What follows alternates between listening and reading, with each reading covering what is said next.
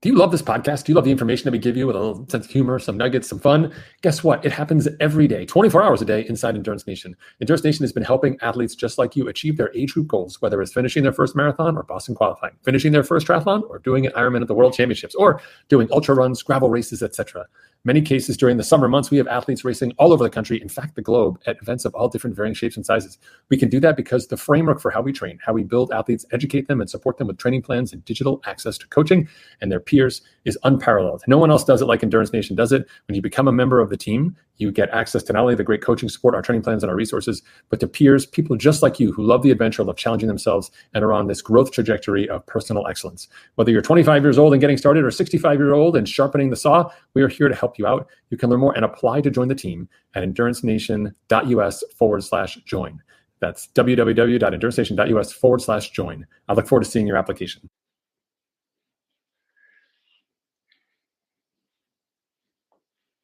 I can't hear you. Can you hear me? Yeah, hold on. Oh, there we go. You got me now? Okay, awesome. I was going to say, hey, thanks for the putting up with the friction back and forth there, getting started. Oh, no, not a problem. Not Awesome. a problem. Very cool. Very cool. Well, thanks for joining. This is I love doing the race podcast. It's always super fun to kind of hear some of the internal voice conversations maybe you had, how you reconciled training and racing. In your case, some highlights stand out for sure, like who needs to go outside. It's unclear to me if you actually left the house at all in the 6 months leading up to this race. So we need to uncover that part. Yeah. and then the race itself. So, all right, Chattanooga 70.3. Let's talk a little bit about this. This is a little unique for you, right? Let's set the stage because, like you said, you signed up earlier than normal. Yeah. What's that? How does that work for you?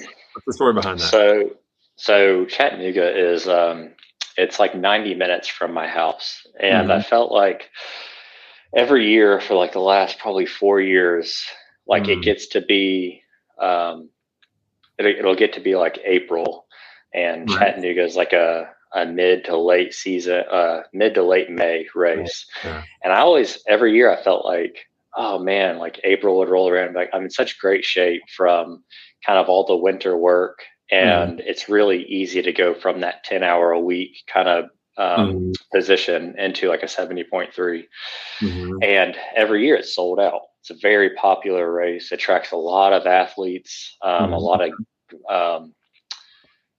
really strong, athletes as well. Yeah. And so this is one that was like with the kids, I have 3 kids that they're 2, 4, and 5 now. That 90-minute kind of travel up there. It's close enough to where if something happened, I could go solo, or the family could come, and it wouldn't be like this big, extravagant thing. So decided to sign up a little earlier this year before it sold out, just because I was just kind of thinking, for 4 years in a row, I keep wanting to do something. And when, April rolls around and the stuff's sold out. So, and historically I've done the Gulf Coast 70.3, which is the weekend before that. But my 4-year-old had her first little, like dance recital thing. So that was nixed. So I was like, what's the next one? Okay, Chattanooga. So that's how I chose Chattanooga. I can see those conversations too, because you're like, honey, I want to put this race on the calendar. Okay. Like, we've been doing it for years. And she's like, there's this thing. And you're like, what's on my calendar? There's something else on my calendar aside from my things. Like, yeah, exactly. So that's the first year that's happened, which it worked out great because, it's Chattanooga. It's a beautiful course. It's not really my strong suit, I would say, but I'm super happy with kind of how it turned out.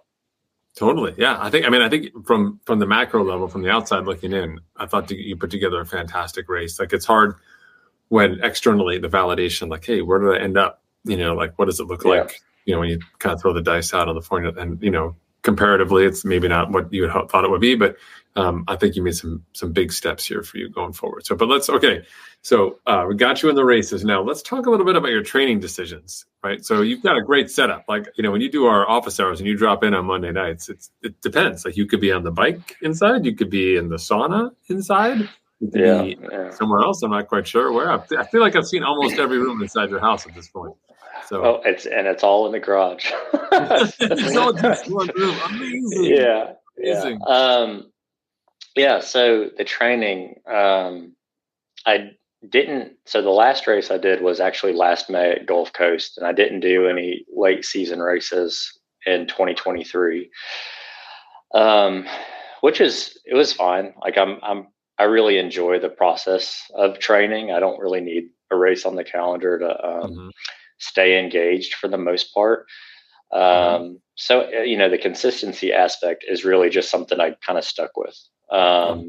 And really is probably helpful because I spent most of the back half of last year, I went, so in fall of 2022 is when I had my bike accident and broke my hip, and it really put a dent, like obviously put a huge kind of hamper in the run volume for 6, 8, 9 months. I went from averaging maybe 100 miles a month, plus or give or take, depending upon like race builds and things, to really, and over the course of, if you look at kind of the lowest point in a 12-month rolling, I was maybe under 500 miles. And, the bike I was able to pick up a lot quicker, just from a volume perspective. So that kept it, the bike stayed pretty flat, across that whole thing. And the run fitness, the lack of volume really showed up last May. And so not having a race on the calendar allowed me to really, I still was kind of just chasing a volume number, and it really didn't matter what pace I was running. Right. So I would characterize it as somewhere between like a TRP, zone 2, very rarely did I like edge into like zone 3, zone 4 hard running for the better part of 6 or 8 months, really until I got into the winter. I was really just looking for 8 miles, 9 miles here, a couple of times a week, some short stuff off the bike. But it really never mattered, I'm pretty unstructured, just kind of trying to hit a volume target.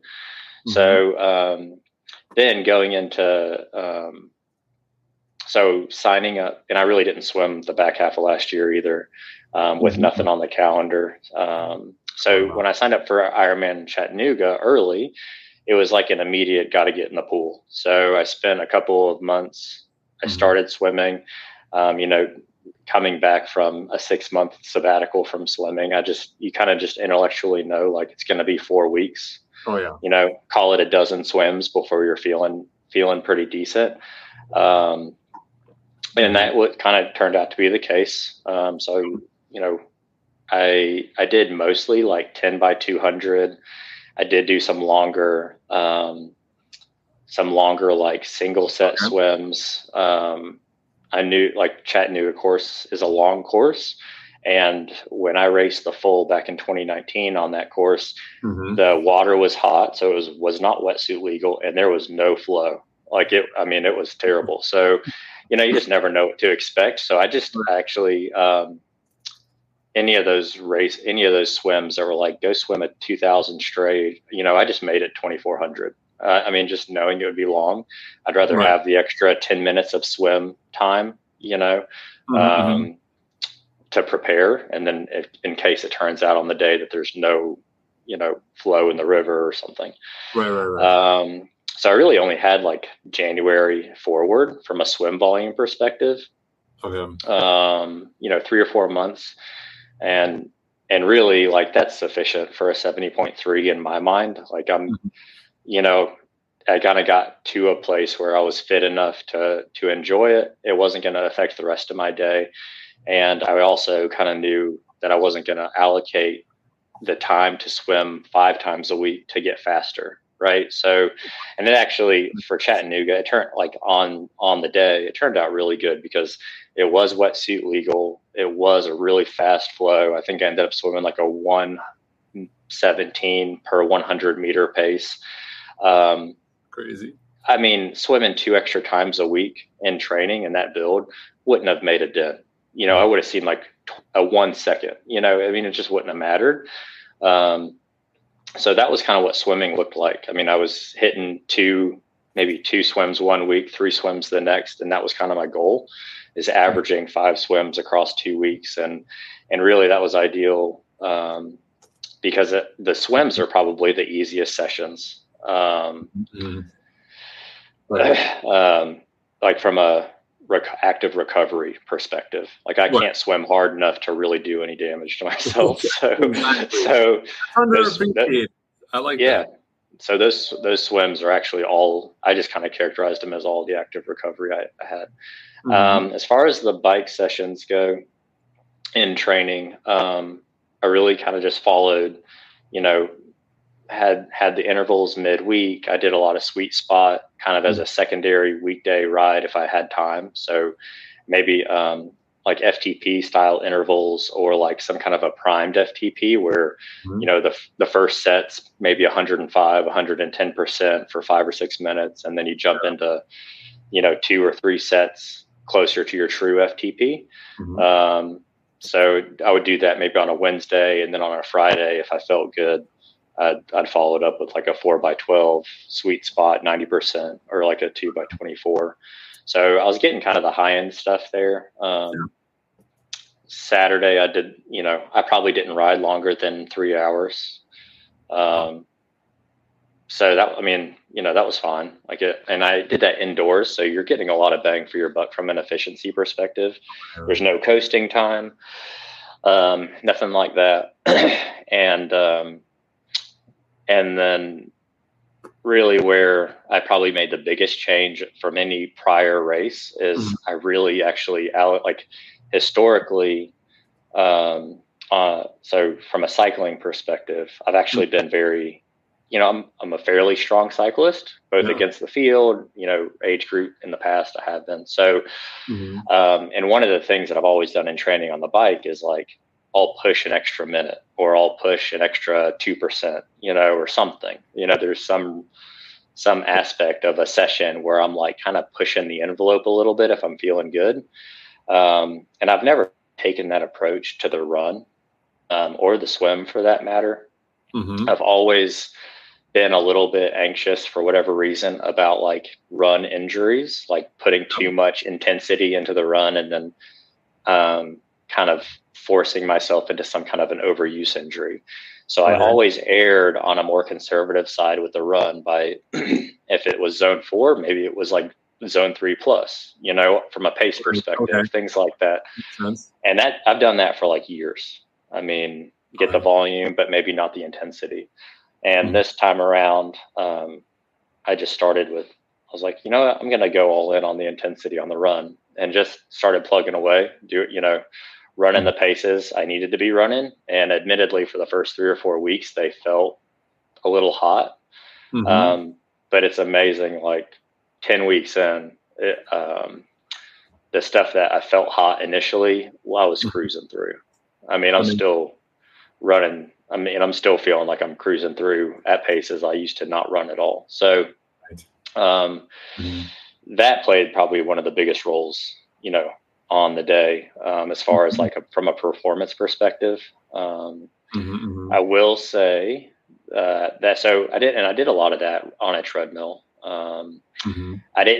So being a May race in Tennessee, I live in Georgia. So there was a couple of warm days, 82 degrees, if you want to call that warm.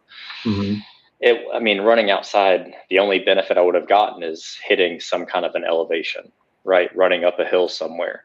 But it's not like the difference between running inside on a treadmill versus running outside is like you're training for some kind of a September race where you need that heat adaptation. You need to feel what it feels like to run a pace when it's 90 degrees outside. For this race specifically, Chattanooga can be hot, but this year it was pretty moderate. The variance between running inside on a treadmill where I can control the pace, and it also fits into my lifestyle. I can do it. I can do it at work on my lunch break. Things like that. It's more important to check the box and get it done versus what would be the ideal situation. Yeah, of course, it would be to go outside and get more outside run time. But waiting longer in the day, waiting until I got home with the kids and all that. You're asking for more opportunities to derail it, right? So it'd be more likely that 1 hour run turns into a 30-minute run in the afternoon, if at all. So I'd figured like get the most, from the bang for your buck, fit it in where it fits in, even if it is on a treadmill in 72 degrees versus waiting to run in 80-degree weather, trying to get that exposure. But then what if it doesn't happen because life, So I really have enjoyed that aspect of it, been able to stay fairly healthy, injury-free through running intensity. I layered in, this is probably the most consistent I've been with stretching, call it 5, 6, 7 minutes after every run, like stretching the groin, stretching, glutes, hamstrings, all of that, which I think has kind of helped actually develop the turnover, like the fast pace. It's the only thing I can really explain, is just the really consistent, like 5 minutes of stretching after every run session. It kind of keeps you loose. It keeps it from getting too tight. In the past, and I'm sure other athletes that are listening to this have had the same issue.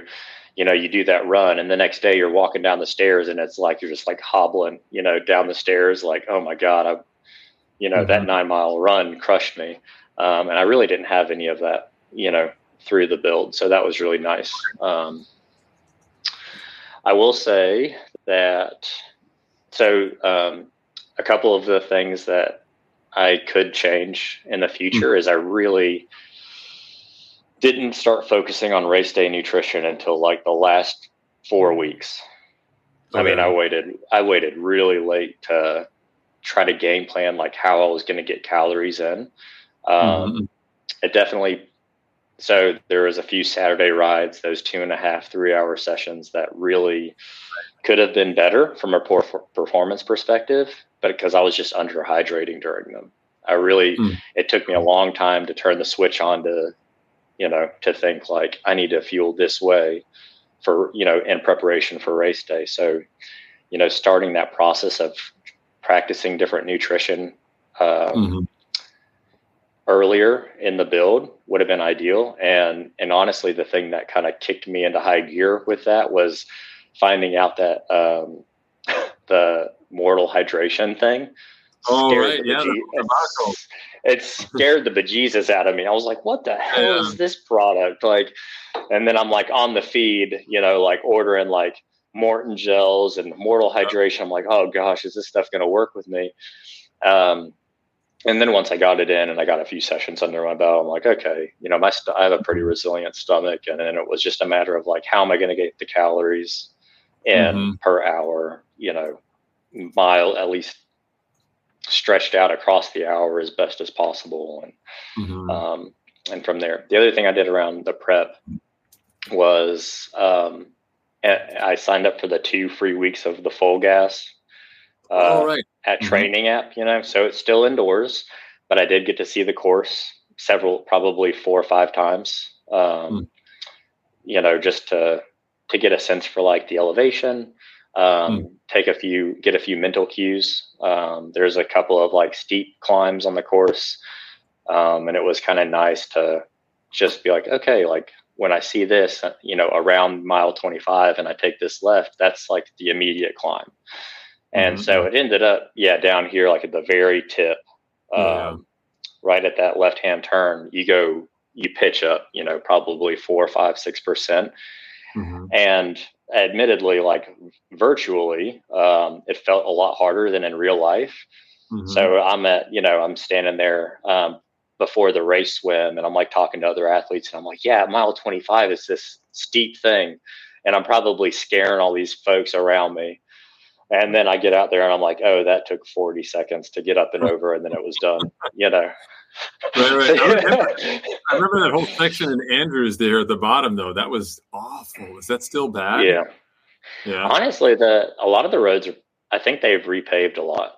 There is a lot of really nice paved roads. There's also a lot of like the strip, like where they filled in the chip seal stuff.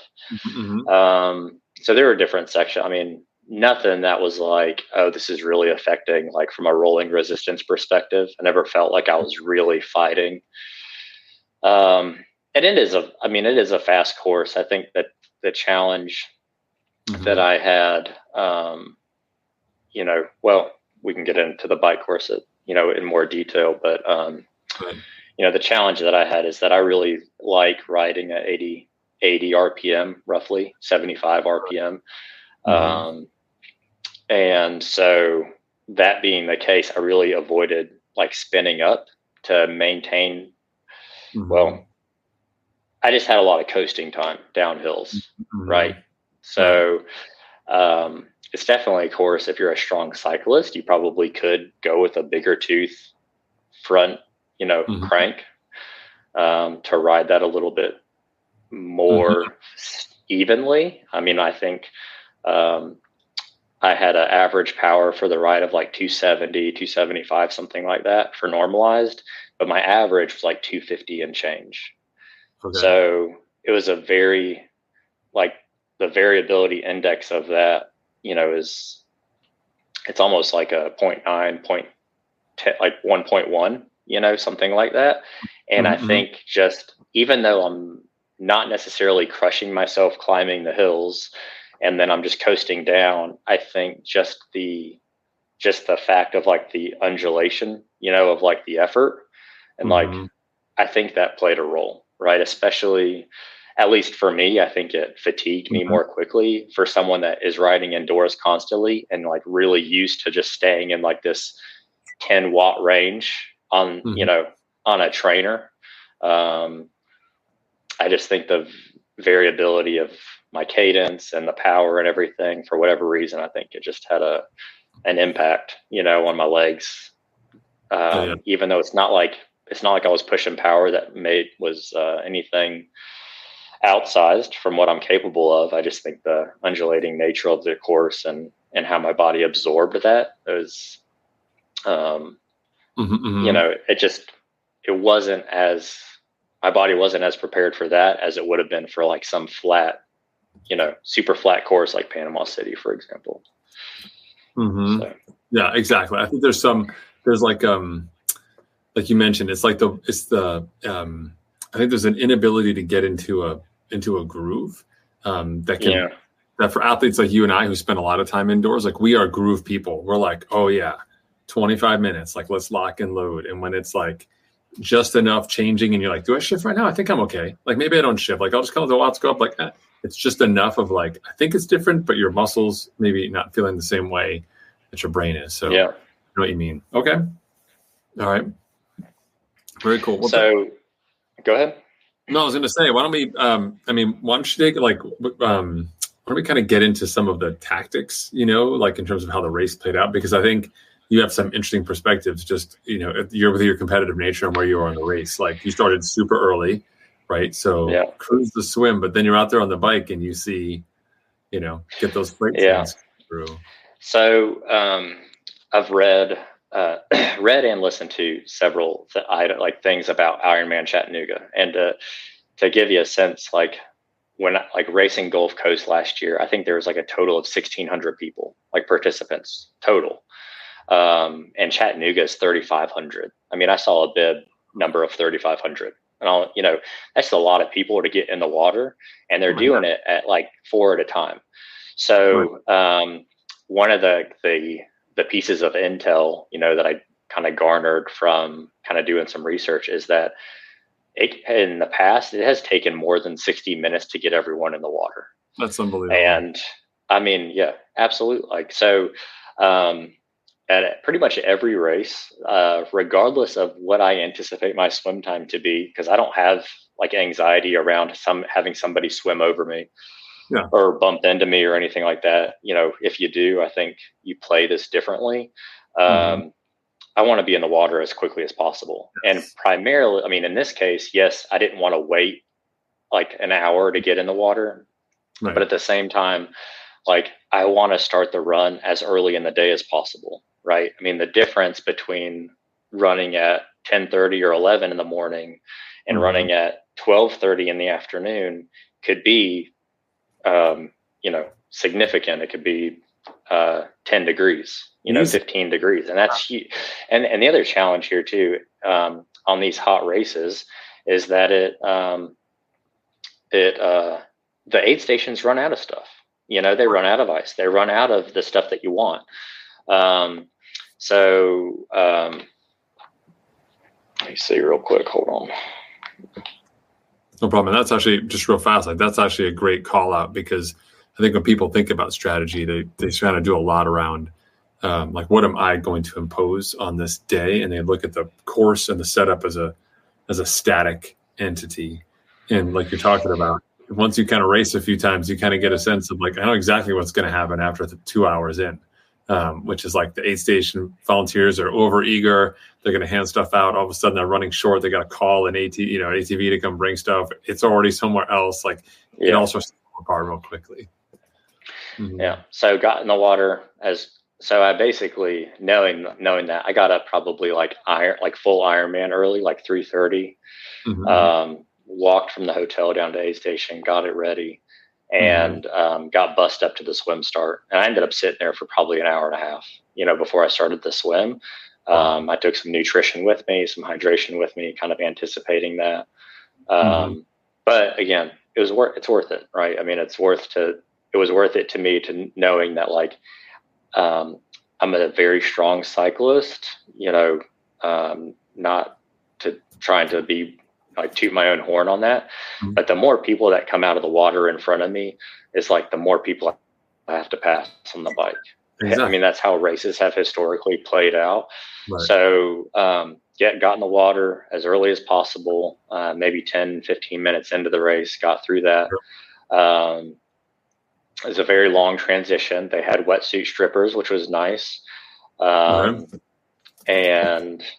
went through all that, started the bike, and really just kind of got dialed in, started, drinking. I was trying to I drank, I think, maybe 2 bottles right out of the gate in the first, 50 minutes.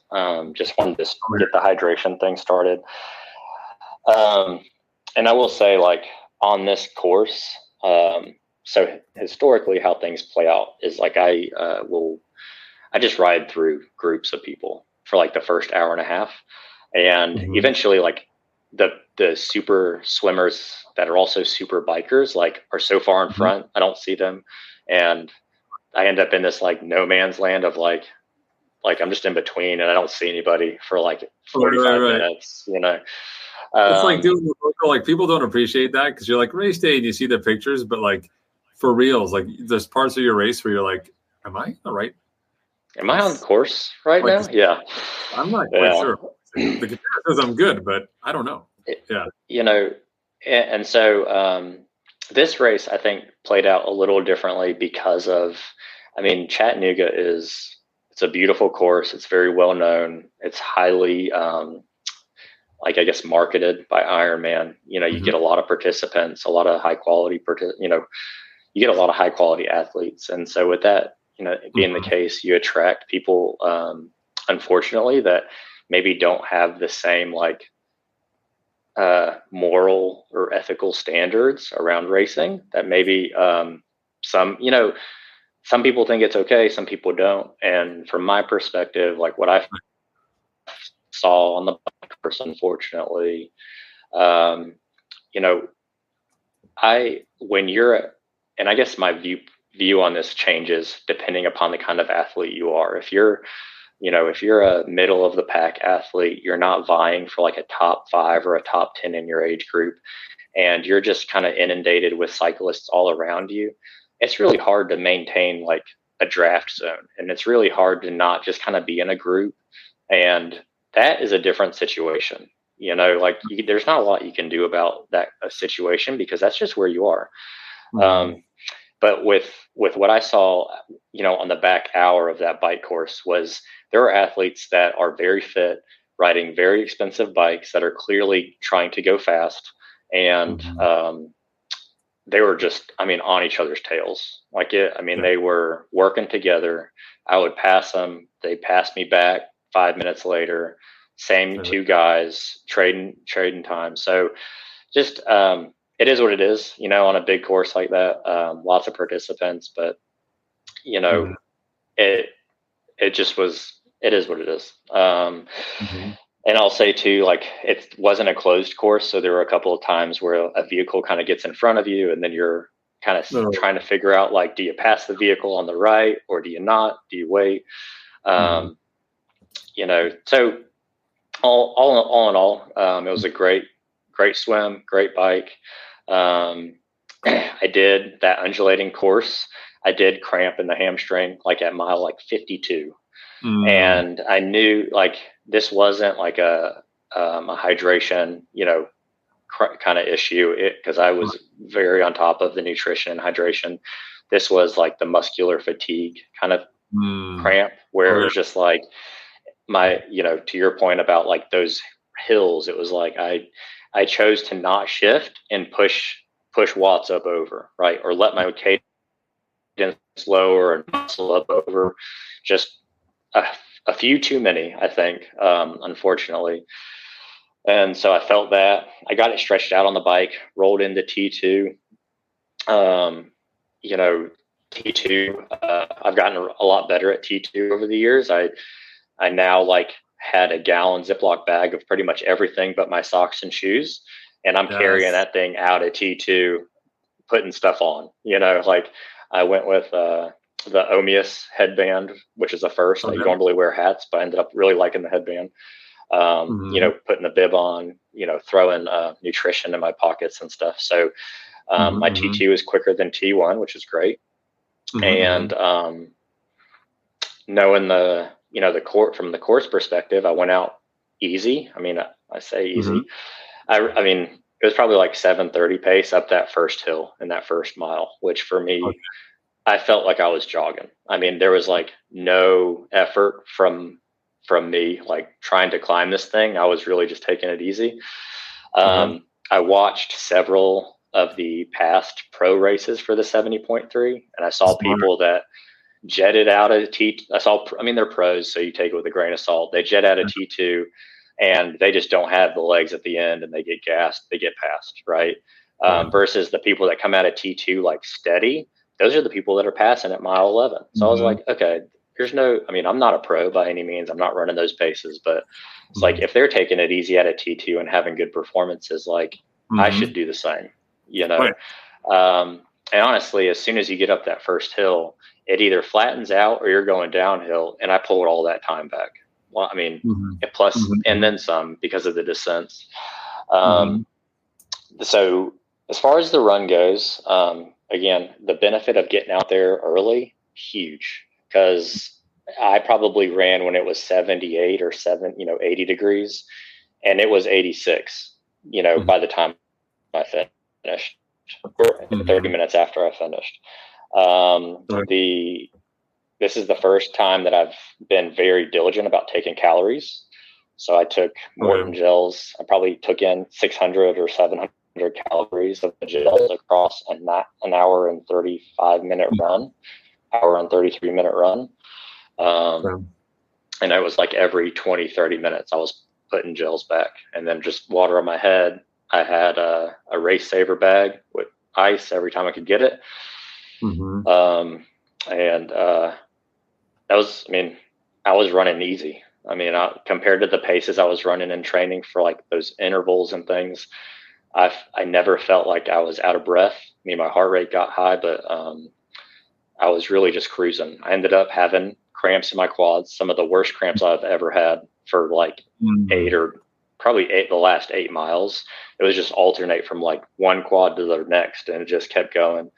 And that really ended up being kind of the limiter. And I think that has less to do with the run and more to do with how I chose to bike the course. Right. So I chose to make I guess I made the decision to make fewer decisions around shifting, and that came back to bite me on the run course with just muscular fatigue cramps. Yeah. Otherwise, the thing I kind of have been telling myself for weeks leading up to that is like, I was going to get to mile 10, 11, and then it was just time to dig. And it was like the word dig, I kept kind of saying it to myself. And then I got to that mile, like 10 and a half or 11, I started skipping aid stations. And then I was like shout and dig, like running across the pedestrian bridge, like go, like you're almost there. And then the fueling, the calories, I actually had the ability to kick for like the last 2 miles. And I think those were some of my fastest miles because I was just trying to get to the finish line. By the time I crossed the finish line, I had nothing left. I mean, it wasn't like I couldn't have, it's not like, oh, there's the finish line, let me sprint 100 yards. This is like, I was like 187 heart rate, at the very tail end. I mean, my wife got a video of me running on the red carpet, and it is some of the ugliest running I've ever seen. It was just me like boom, boom, no rhythm. But anyway, so it was probably my best run in triathlon that I've ever had. And so it was just all in all, ended up being a 7-minute PR, 4:35 and change. And it was a great day. From a training perspective, it turned out really well. I think, just where whether or not riding outside or getting outside more would have had an impact for a better result. Unfortunately, that's not where, my life is right now. So for me, getting the sessions in where I can, maybe there is a little extra benefit to be had by doing those things, but the way it fits into life with the kids and everything, I did what I could, and it turned out, couldn't be happier. Yeah, you should. And it should be. I want to touch on 2 things here that stand out to me. First is that all of that steady running, like that work coming back from injury and now just being like, hey, I'm just going to run my TRP. I'm going to just lock in my pace. That's a huge investment, and you're only just seeing the benefits of that. It's going to pay dividends for the next 12 months. And there's such value in consistent running, and like the amount of hard running you need to be a better runner on race day is very minimal. But we often over-index. And so one of the things that I really liked about your build this year was that you weren't worried about pushing the run. You're like, hey, I'm going to work hard on the bike, but the run's just a run. And given where you are competitively, that's a great place to be. You're not in a position where you're like, hey, listen, I got to move my run forward 2 minutes. Otherwise I missed the cutoff, right? Like when people have that math, like looming, then they're like, I'm in trouble now. But in your case, with the run where it is, like, great. And I would say to you, like, I think you're not going to race again for a while. So like just being on the steady state is like such an advantage.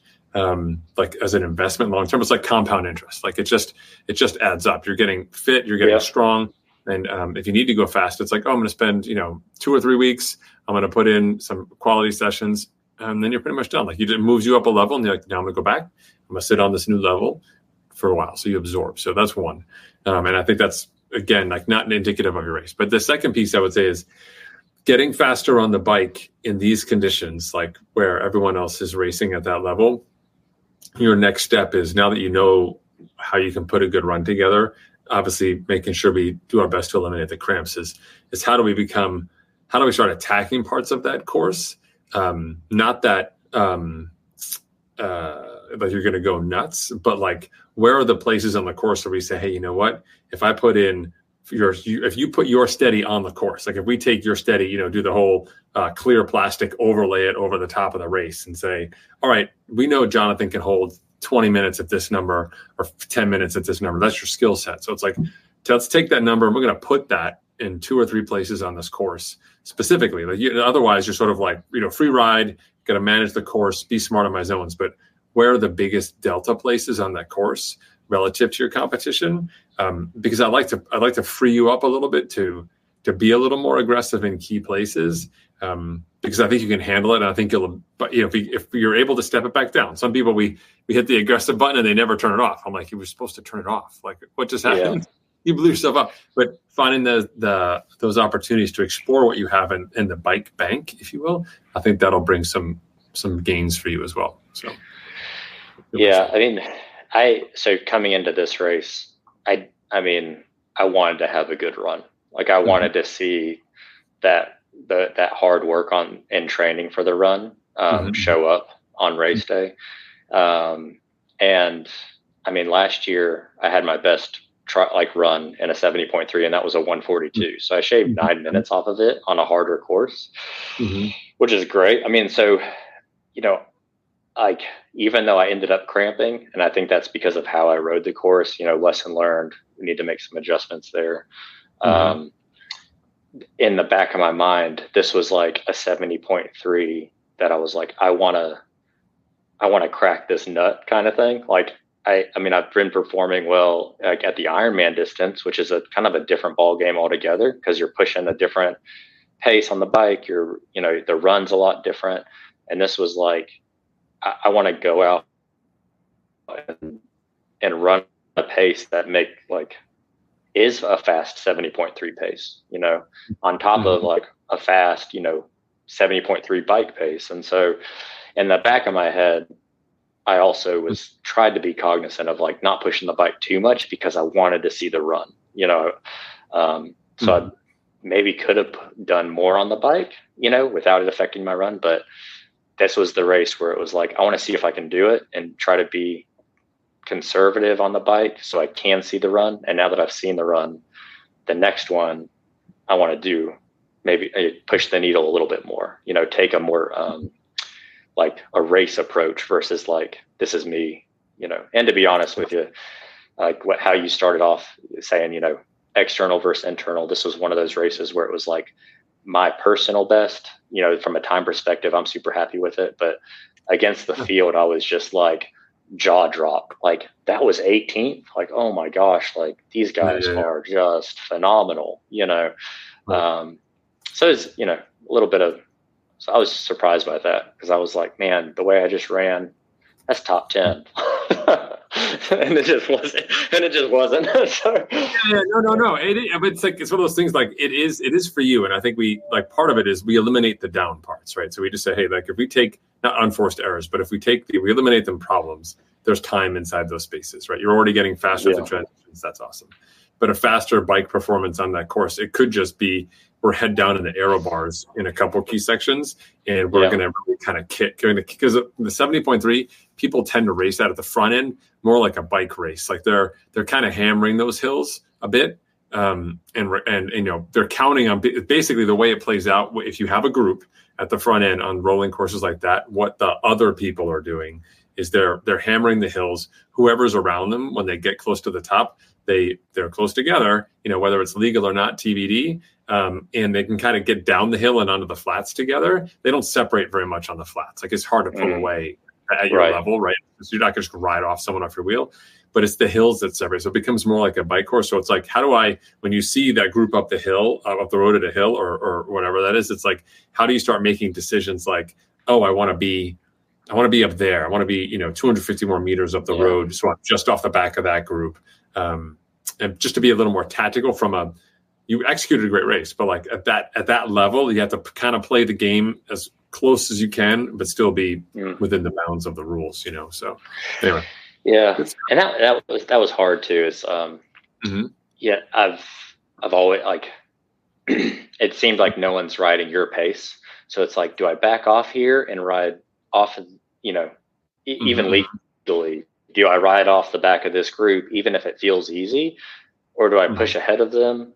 And what's the benefit of pushing ahead of them? And I think that's where I got caught. Like, let me push ahead, and then they'd come back around me. And then it just ended up being this weird, like, so, I don't know. I mean, I could probably, after all of that, I probably came off the bike 30 seconds ahead of them or something, just like something that's so not meaningful once you start the run, so, but it was a great start to the year. I got to figure out how I'm going to manage the next 21 weeks going into Kona and what I want that to look like. And honestly, this Chattanooga performance is. Go ahead. Yeah, I was going to say, well, you and I can connect and we can kind of break it down. I think it should. Like, I think for me, with my coach hat on, I think that what it shows me is like the strength that you have, and you've built this incredible durability. So I'm not like, it's more about like, how do we bring heat into the run? How do we, make you into a metronome on that run. What does body composition look like relative to Kona, where it's so important? And then again, to the bike is like, now we can start bringing this mindset into the bike, and I could dust off the plan that I had, which is like, how do I get to Javi? How do I get into that number? Like, how do we make the race? In other words, what I'm really saying is, not for the people listening at home who aren't tuned in, I'm not saying just race harder all the time. I'm saying, how do we race hard so that the rest of the race is much easier, right?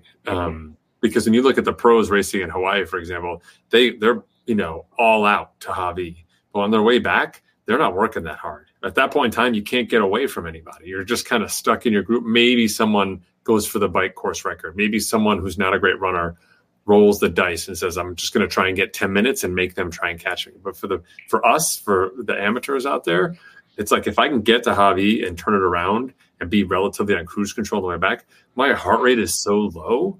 My TSS is so much lower on the way back relative to outbound. Right. Like, it's practically cheating, and so it's, you've earned the right to be in that level of decision making, whereas most of those moves on the chessboard are not available. So we can start talking about some of that stuff too. So right. No, it sounds good. I'm eager to get started, get back at it, and have that to kind of work toward. I love it. But overall, I would recommend Chattanooga to any athlete. I mean, just regardless of whether you're front pack, middle, back, doesn't matter. I mean, it's a great course, really awesome downtown. I mean, you've been there, like super family friendly. My wife and 3 kids were there spectating. They got to see me a few times. So in general, like I just loved the course, and turned out really well. Had a good day. They do. It's just like, to your point, it's just a great, as we wrap here, like, it's a great, it's family friendly. It's accessible. It's a challenging course. Like, you want it to be somewhat hard, but it's got enough variety between the swim style, right, with the river, and then the road and the run. I think it's just it requires tactics. Like, it's perfect. It's got like everything you need, just a little more condensed, which is fine. Because some 70.3s are just, where am I? Middle of nowhere, like it's just a ghost town, or the course is just super flat, which is like great. It's just a go as fast as you can all the time effort, which is just not exciting after a while. Once you get up to 100 miles an hour in your car, you're kind of like, now what happens? And it just gets boring. So thanks for the plug. Just eating a bar and drinking your drink. Yeah, exactly. You're like, thanks, Patrick. Oh, this is great, Jonathan. Thank you. And so enjoy your weekend. Enjoy more dance recitals. Pack those in while you can. And let's touch base in the next week or so and get you dialed in on some mid-season work we can get ready for. All right? Yeah, absolutely. Thank you. Brilliant. Have a good one. This is awesome. Thanks so much. All right. Yep. All right. I'll see you, brother. Bye. Endurance Nation.